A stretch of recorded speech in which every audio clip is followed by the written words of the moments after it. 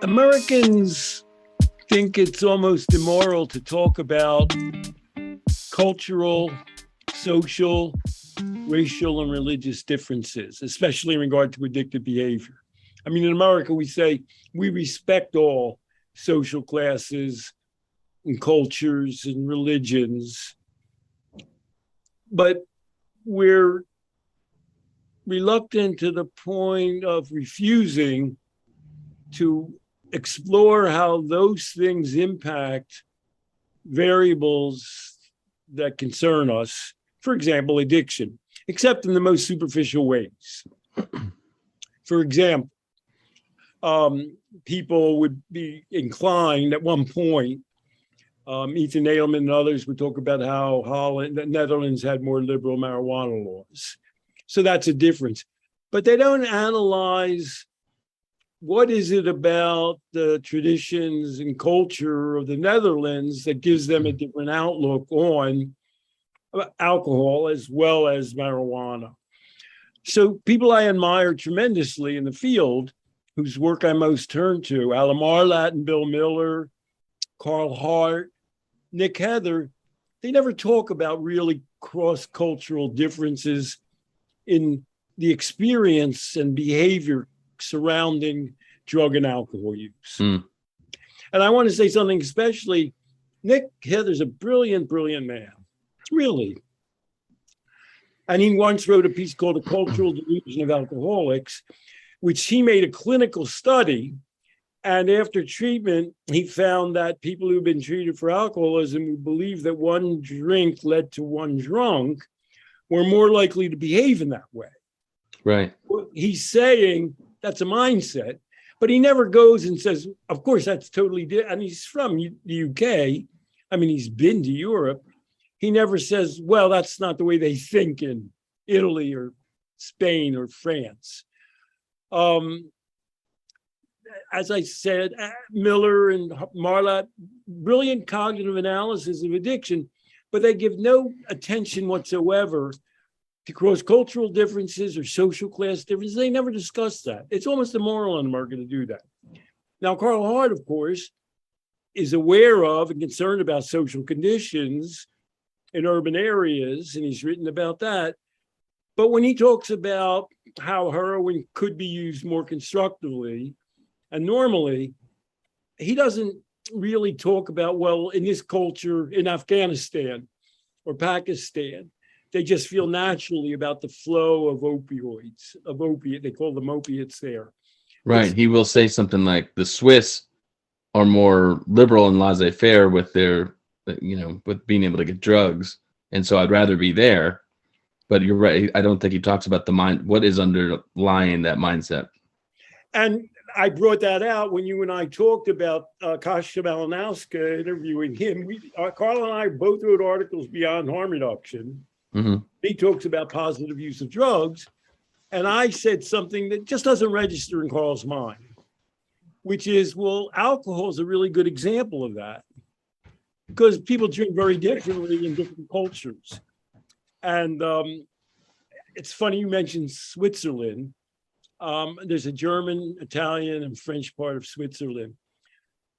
When you go to Switzerland and we take a train, before you get on the train, you can go to a grocery store and buy a roll and a bottle of wine. That's like, you can't do that. You can't go to the train station and buy a bottle of wine to drink on the train. Yeah, it feels wrong, doesn't it? For some reason. It's not done.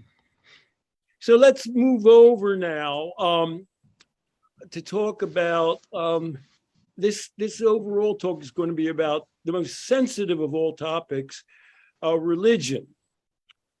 And actually, you have discussed religion.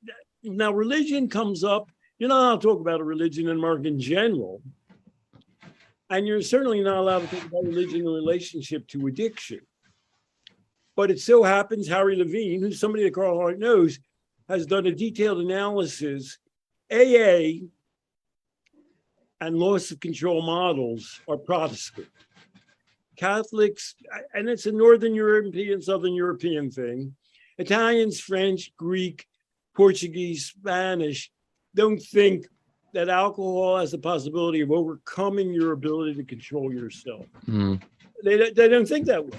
They think of alcohol as a very natural part of life. Now, I know about this. I'm not Italian or Greek. I was married to a Romanian woman, and that worked. I'm Jewish. And do you know what a bris is? A what? A bris. Is that like a circumcision? Yeah. Jews have a religious ceremony where a mohel circumcises a baby. And that's like a big debate. Like, wait a second, are you allowed to do that? And they go back and forth on it. The first prayer they say over the baby is the prayer for, guess. It's going to be obvious. I just can't. I'm not in the right mindset. Hooray, Peri Hagafen, blessed are the fruit of the vine. Now, come on.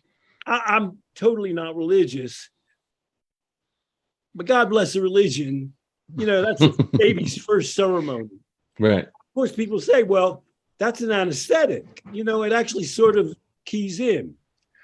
Now, so let's talk a little bit about religion and alcoholism and AA. You actually can throw something in on this, as I'm aware from our book, Outgrowing Addiction. But let me start by saying some of the most humiliating experiences I've had in my life, even though I don't present myself as a religious person, are around religion and addiction. For example, I had a treatment program with very ardent Catholics, and they brought a priest in. And the priest started leaning on me to be Catholic. And of course, this is a little bit like your story. How arrogant. It's like, you know, I'm in my 50s at that time. Like I hadn't come around to a religion. So I had to say, buddy, I'm Jewish. Yeah. If my mother was dead, if I converted to Catholicism, my mother would come out of her grave and kill me. Jews are very, you know, they persisted for how many ever centuries. You transferred into being a Gentile. That just doesn't register, right? They don't go with that. And that's happened to me several times in Ireland. And it's like people, oh, there's this, you've just missed a kid. And they probably are used to maybe talking about Catholics who've fallen away from the flock. Perhaps that's what's on their mindset. But it's a kind of feeling of privilege that's reminiscent. It occurs with religion. It occurs with addiction. It occurs with the United States, where we sort of think, well, the way we do things is the way it is, which gets that. I want to circle back to the cultural discussion. In America, we propagate biological models of addiction with no respect for culture. And that's remarkably true even for epidemiologists like Robin Room. When I wrote something, I won an award for the Journal of Studies in Alcohol, the limits of control of consumption models of alcohol and drugs, alcoholism and drug addiction, where I said, just saying, if you take this much of a drug or drink this much alcohol, you become addicted. That doesn't work. And Robin Room commented on it. And his first comment was, alcohol dependence is simply another word for taking a sufficient amount of alcohol. Forgive me, I'm going to blurt something out. What an imbecile. I mean, I wrote this whole piece, and ironically, he was a colleague of a man named Harry Levine, who Carl knows, who's one of the great writers about historical and cultural changes and differences in concepts of alcoholism. He pointed out that Protestant thing, for example, in AA membership. So it's almost like you can't mention these things. It's impossible to imagine them. that cultural conceptions of behavior actually influence these things. Mm-hmm. So now I want to dial forward. We're going to be putting on LPP, my interview with Tom Horvath, which was fascinating. And Tom and I have a common experience. I mean, Tom started out with Smart Recovery. And I know the joke I make is, to give proper credit to Tom, is 999 out of 1,000 people would have said, when he started offering an alternative to AA in the early 90s, "You're nuts. That'll never happen." And I would have been one of them. But something along the way really gave it a shove. And I've written a book called Resisting 12-Step Coercion, a series of legal decisions, not at the Supreme Court, but at state Supreme Courts and US appeals courts, all came to the same conclusion. You know how in AA, they always say it's not religious. You've lost control and you've got to defer to a higher power. And then they go, but the higher power can be a doorknob and all. Right. So they go in and they make that argument. And every single court in America says, we respect AA. We know AA is great, but that's religion. We call that religion. And when people end up in AA because of a DUI, to get parole, or as a part of a government imposition on a family, the government's not allowed to impose religion on any human being. And, Tom brought this up independently. He said, well, that was a kick in the head. And it was a special kick in the head because there was a really famous case, Ninth Circuit, West Coast. It's Inouye versus Hawaii Parole Board. He was in prison, and they said, we'll put you on parole if you go to a 12-step meeting. And of course, he said, sure. But he was actually a Chinese Buddhist. And when he got there, he said, what? They don't do that whole higher power and be good and make amends. That's not. And the court said, that's a First Amendment right. You can't go in and tell a guy, oh, you can't do your religion, you have to do our religion. Mm-hmm. And when you do that, the courts can impose a fine on you, even if you're a government official. That's a violation of your basic civil Will you rights. say that? I think you froze up. When you said when you do that, the courts can. I'm sorry, what? You froze up in mid-sentence there. So can you just repeat? You said when you do that, the courts can. So when they do that, the courts can impose a penalty on you. You're not allowed to violate people's. Right. That's the first. Freedom of religion, First Amendment. And amendments. Yeah. The First Amendment is freedom of speech and freedom of religion. It doesn't say anybody can believe anything. It says the government cannot. It's called the Establishment Clause. The government's not allowed to establish some religion. And so Tom brought this up with a smile. This really made Smart Recovery. They fined some guys in California for insisting that a guy go to AA, and he said, whatever. I'm an atheist. And the three categories generally are atheist, Jewish, and Buddhist. And, they all say, well, it's for any religion. And then they say, well, the circuit court said you can't impose that point of view on people that don't have that point of view. Mm-hmm. And they fine them. So the joke I made with Tom, which is true, I used to have a side business. And my side business was people who didn't want to go to AA would contact me, and I would write about how non-AA alternatives could be effective, and making a personal choice really makes it more likely you'll succeed. But all of that faded away because that business got down to doing this. I say to them, write a letter to the court or the parole board and say, I disagree with this approach in AA based on my religious beliefs. If you insist that I have to go, could you please put that in writing? Nobody's going to do that. Right. So either they know about the decision or they It's a can good look trick. they can Google. Right. And so every court at the time, another thing, I was on a public defender in Morris County in New Jersey. So they have a list of providers, and they have, AA and non-AA providers, and they have, smart recovery and some other things in AA. And a driver's license and parole are not constitutional rights. They're privileges. So they can insist that you do something for them. It's just they can't insist on it being a religious thing.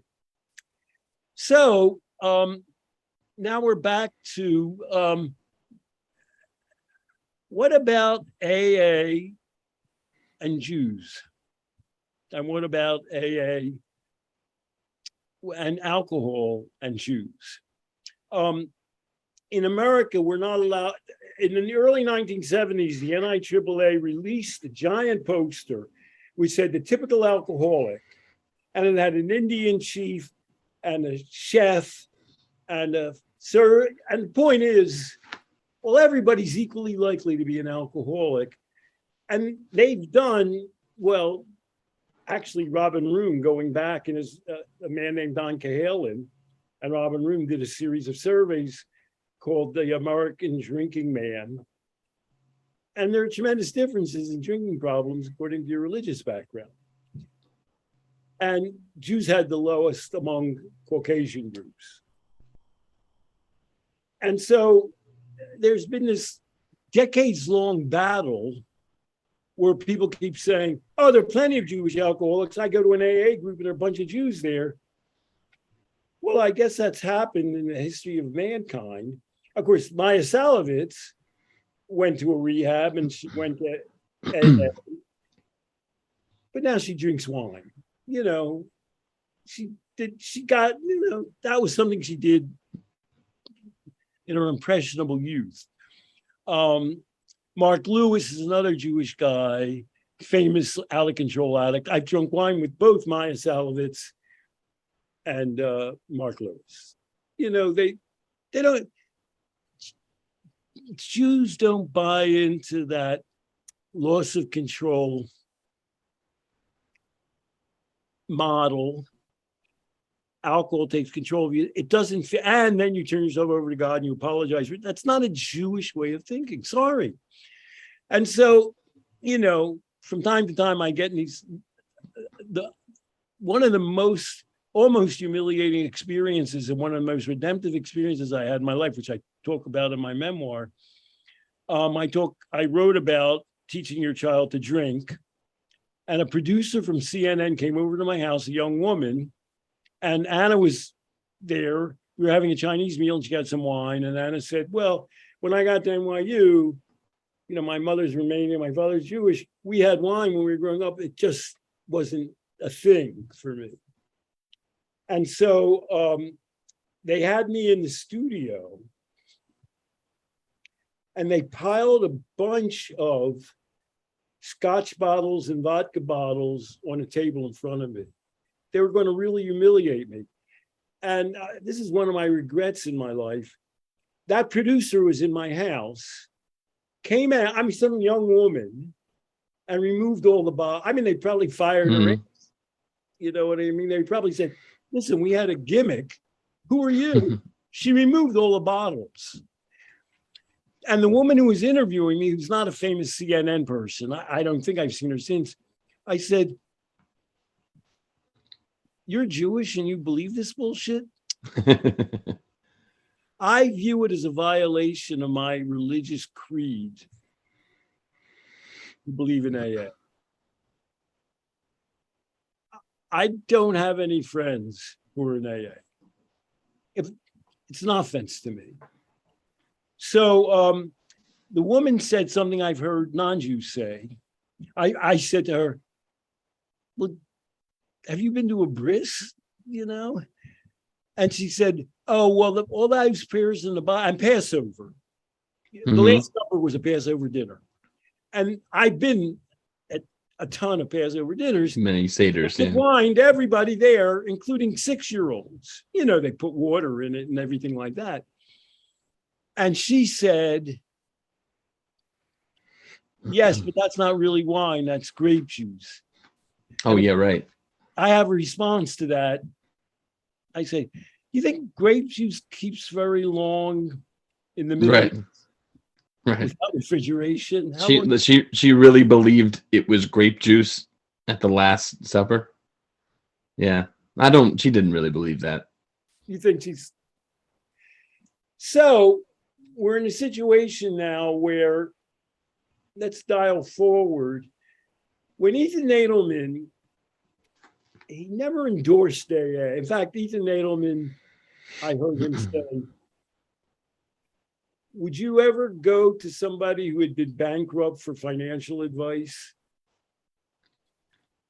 He doesn't buy it, but his logic was, I'm not going to make it legalizing whatever marijuana without, I can't oppose AA.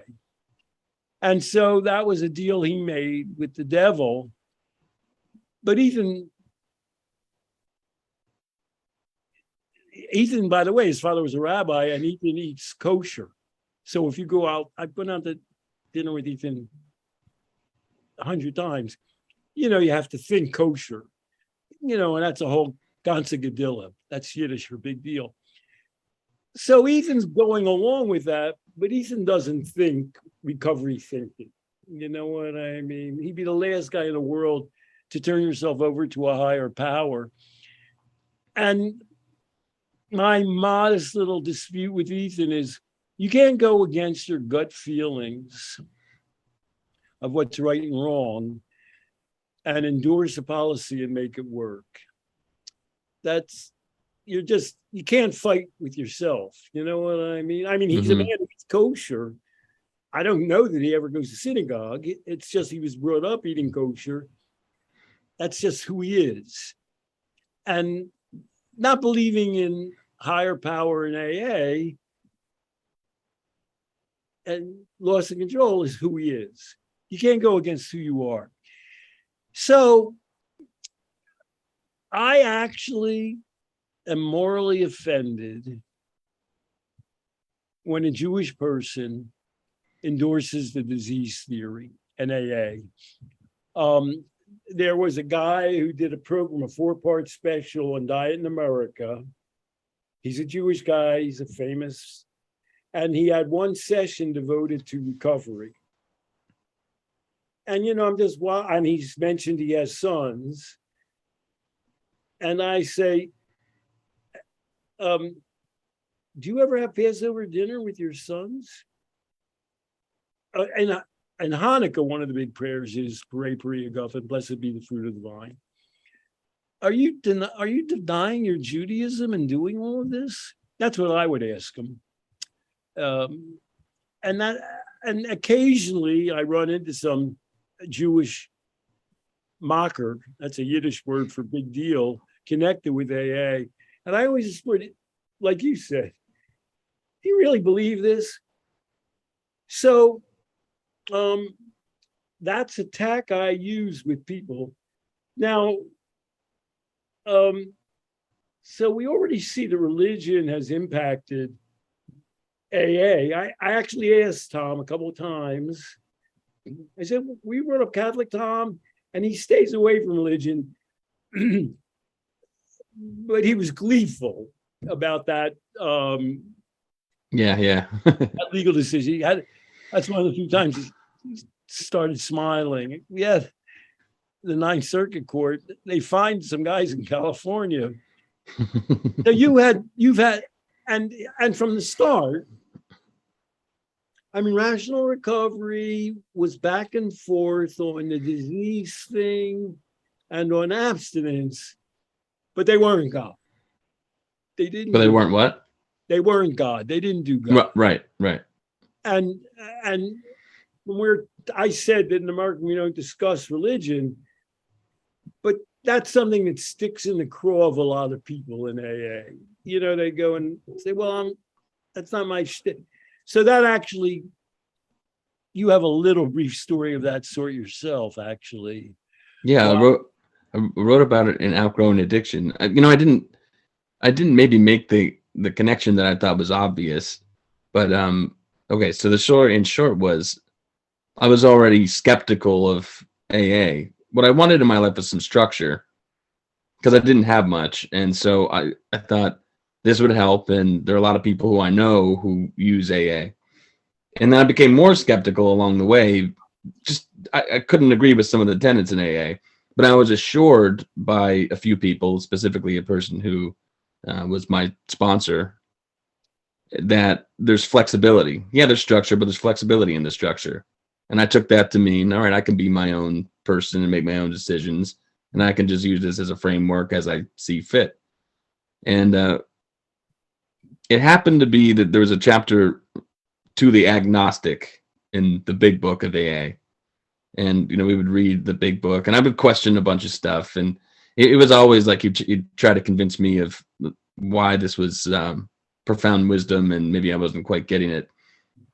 I don't know why it didn't register to me then that this couldn't work for me. But when it came to God, I saw that as kind of a power move. You invoke God, because then if you have any questions, well, dude, you don't know. This is something bigger than you. God knows.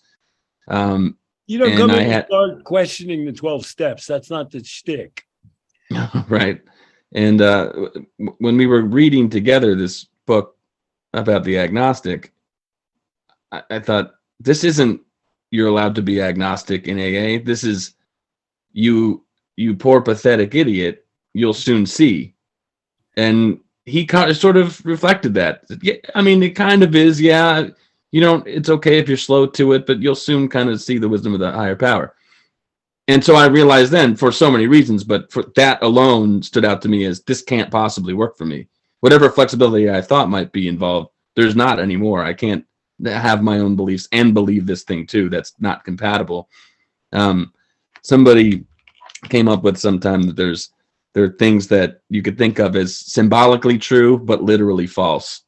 And religion is kind of the reason he brought that up. He was saying, a more practical example is people used to think porcupines threw their quills, and it did pretty good at keeping people away from porcupines because they don't want to get jabbed. But there came a time when we have technologies enough that we understand porcupines don't throw their quills. That's kind of a myth. But the myth kind of kept people away from them. It doesn't really serve its purpose much anymore. You can just say porcupines' quills are sharp and you should stay away from them. And I feel the same way about a lot of things in religion. It's like there are nice precepts that sound like they're wise, but at some point you can outgrow that concept and make more sense of things on your own. So religion itself, I think, is a lot.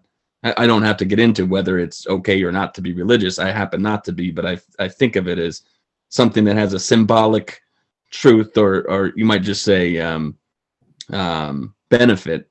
But I value the truth, and if I see something that's not true in that framework, then I'm out. And so I was out. And we'd go one step further. Our model is a self-efficacy model, a personal agency model, as is smart recovery. And, at some point, and another point that Tom and I discussed was, Tom was quick on the uptake. I said, what do the diseased people claim is the psychological benefit of AA? And he said, because it removes the feeling of guilt and blame on your behavior. And then he knew the study I referred to by a man he had come speak, John Kelly, and Sally Sattel, who said, people are more likely to feel that they can't change if they believe it's a disease, and other people are more likely to disapprove of them or to stay away from them because it's sort of like, well, they drank too much, but now they have a disease. So that whole interior purpose doesn't make sense. And we would go take it further. We would say the whole goal of the Life Process program is to inspire people to feel that they can control their own lives. That's the goal in life. And that's the primary change agent. Of course, that's a fundamental precept of cognitive behavior therapy, that you have the control and the ability to change your outcomes. You mentioned early on that there's conclusions of studies saying one drink, one drunk, that's a belief system. I mean, it's self-fulfilling. It will happen if you believe it. And so what's the antidote to, it will happen if you believe it? Well, you have to find reasons to believe something else, and So Alan Marlatt had relapse prevention partly involves teaching people that's not true. right. But he doesn't say, well, who believes that and who doesn't believe that? Mm-hmm. They don't put it in a context. Miller, Marlatt, basically Nick Heather. I mean, Carl Hart puts it in the context of his own experiences in Miami. And that's a critical loss that we're not, and the reason we don't do it is because we're afraid that it diminishes people. Well, if they have that religion, they say that. So I was recently interviewed by a big podcast that hasn't been published yet. I always ask the same questions. And people have to know the right answer, but they don't. I go, the privileged people, are privileged people more or less likely to drink alcohol? And they're puzzled by that. They get it half-time right and half-time wrong. Better off people drink wine and alcohol at dinner. I mean, one thing I used to enjoy doing was going with my friend Altan, who you met, who spent a lot of time in Greece. We go to a Middle Eastern restaurant. I love this. In New York City, there are a lot of Muslims, the UN and business. Everybody in that Middle Eastern restaurant had a cocktail and had wine. Mm-hmm. At a certain echelon, people all behave the same, more or less. It's what you do. That's what you do. I don't know if they do this anymore, but I remember the very few times I've flown first class being greeted with champagne. I was just so that goes to show. I mean, all right, Richie, here you go. Here's the cocktail that you obviously want. Yeah, but you're not allowed to. It suggests that working class or poor people are less able to manage their lives for themselves. And so it's taken as a put down. Fine. But the problem is, and then here's the other trick question. People can't differentiate between saying, are privileged people, better educated and better off people, more likely to drink is one question. Do they drink more? Those are two questions. Right. You can drink. Nobody at those upscale Middle Eastern restaurants misbehaves. No, nobody, everybody knows you can't do that. It's not like a bar where people start getting rowdy, that doesn't happen. And so it's seen as a put down. And okay, it's not right to put people down. And if obviously there are all kinds of working class people who drink alcohol moderately, we both know them. On the other hand, less privileged people are dying. We've discussed this. Native Americans and Alaskan Natives dropped 5 years. It had to do with COVID, but suicide, alcohol, and drugs are big there. So it's so great to say, I don't believe minorities are any different in terms of how they behave with alcohol and drugs. But when they're dying, somebody has to sort of think about how to incorporate that into your programs and working with them. And I can sometimes be provocative. When I'm giving a talk, I'll sometimes say, you know why I think everybody's so open-minded and they won't discuss things like that? Because you don't really care if Native Americans and Alaskan Natives die. What's it to you? Your kids, you'll give your kids wine. And, you'll teach them to respect how to drink. You'll teach them how to use painkillers. If something hurts, and they'll be mindful of it. You have a certain set of values that you transpire to your kids. You want them to be fine. But that whole mass of people out there that you're so open-minded about, you could care what happens to them. Mm-hmm. Provocative. As long as they're not in your backyard, so to speak, they can die. But I mean, I think people are kinder than that on the surface, but you're right that people at least don't care enough to connect the dots to figure out what's true and then do the hard work of thinking about doing something about it. Those are hard. Those are really cognitively exhausting things to do.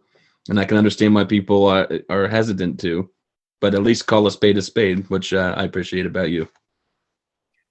I have another trick question I say to people when I say, if they guess right that privileged people, education, economic wise, are more likely to drink, I say, tell me, who do you think are healthier? Drinkers or non-drinkers? And the correct answer is, since it's a privileged group of people to drink, they're healthier. The discrepancy in life expectancy is monumental in Chicago, San Francisco, Washington, D.C., and New York, in adjoining zip codes based on income. Mm. It's up to 30 years difference in life expectancy. And I go, privileged people tend not to do things that are bad for them. You know what I mean? Mm-hmm. They're better informed. They have a lot of options. So another trick question I say is, are privileged people more or less likely to smoke cigarettes? And the answer is they're less likely. And you might say, well, and I've had people, neuro guys say, oh, well, cigarettes are so expensive, that must mean only well-off people smoke cigarettes. And I say, wrong. It's very socially class resistant. So now let's get into a tricky up in the air question. I've perhaps made biased assumptions about non-Jews, and I don't want to do that. People of all religions, sensible views, know how to drink properly. Catholic people drink, Southern Europe is a model of family and social drinking. What do you think is or should be the Buddhist recommendation about use of intoxicants? Buddhists would have some sort of a mindset that it's all in balance. Good answer. I worked with a woman, I wrote a book with her, Ilsa Thompson, who was involved in a Buddhist graduate program. And the guy who was in charge of the alcohol and drugs thing said, Buddhism is all about clarity of thinking and not relying on external props. Right. And she said, well, that's one way to interpret Buddhism. Yeah. Well, you're just noticing more. I mean, that's how I interpret it. You're noticing the things that you're doing and how they're making you feel, and how, what your subjective understanding of what's going on in you, around you, about you is happening. So drinking it doesn't seem to contradict a Buddhist philosophy to me. You might say in marijuana and other drugs can exhilarate you and enhance your appreciation of the universe. Yeah, I mean, I feel like a Buddhist is much. I know you wrote the book with Ilsa Thompson, so I'm preaching to the choir. But a Buddhist seems much more likely to me to incorporate those things, because they seem much less likely to forget that we're changing our minds all the time, doing all sorts of things. I mean, there are radical Buddhists or Jainists who try to go, hyper, warp drive on the littlest things. But a Buddhist will say, a wise Buddhist would say, we're doing this stuff all the time. You're entitled in a way to do what you want to change your perception. Just be aware. It's a human thing, which gets back. I'm going to tie this into the Judaism thing at the beginning. Blessed are the fruit of the vine. So a Jewish person is saying, we're here, they grow grapes. They're delicious. You drink them and you leave them exposed, and they produce this mellow experience. that's an appreciation of the universe. And I identify Buddhism as acceptance of the universe the way it is. Yes. You said that's what I was trying to say. That's perfect. And so, Buddhists are, in my way of thinking, I'm not like Inui, I wasn't brought up a Buddhist. They're not in the direction of rejecting things. Like, oh, Right. wine just practically produces itself Right. against it. The whole things, this is oversimplification, but the whole things are neither good nor bad. It's a very Buddhist through line. So the Buddhists are I can't imagine somebody who is Buddhist caring so much about the categories of things that you may ingest. There are, if you look it up, there are a ton of Buddhist 12-step recovery gigs. So they Buddhists in the Western hijacking of Buddhism, how the whole mindfulness like fad happened, or Buddhists in earnest. That's exactly how I think about it. You know what I mean? Getting back to Carl Hart, he feels that a certain class of people and Americans impose their view of what's the right drugs, not to take drugs at all, or to take psychedelics. And you'll say, well, that's sort of, American privilege. Mm-hmm. Feel that it's an upper class privilege that only you can do, which goes against what I was saying before. That privileged people are better able to control their habits, but by the same token, they should be willing to spread and accommodate how it is that they manage those experiences in a positive way more broadly so that everybody can partake of it. Mm. So, and that does get back to my, I can't believe, whatever kind of a Jew I am, that God created coca leaves and poppies and cannabis, and he made alcohol just fall out of trees. People have noted every human civilization has grown up with alcohol because it's sort of impossible to avoid it. It just doesn't take a ton to take barley and hops and mix it with water and have some heat.